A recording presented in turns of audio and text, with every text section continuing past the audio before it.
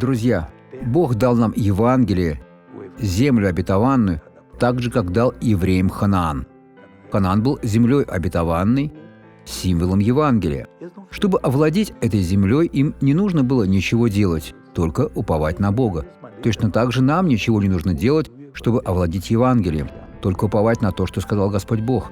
В Псалме 103, в стихе 35 сказано: «Да исчезнут грешники с земли». Они должны исчезнуть. «И беззаконных да не будет более». Все, грешники не окажутся на земле Господа, и беззаконных там не будет, чтобы докучать вам. Затем псалмопевец завершает: «Благослови, душа моя, Господа, аллилуйя». Друг мой, переймите эту манеру благословлять Бога всей своей душой. Славьте Господа Бога, поскольку наше положение во Христе не допускает поражений ни в коем случае.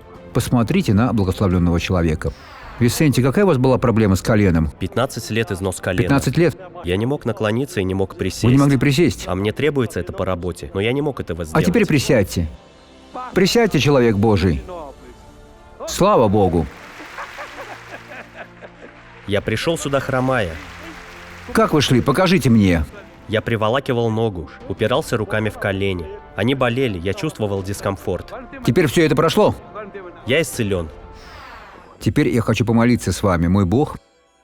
Я молюсь за того человека, который сейчас взывает о Твоей благодати, даре.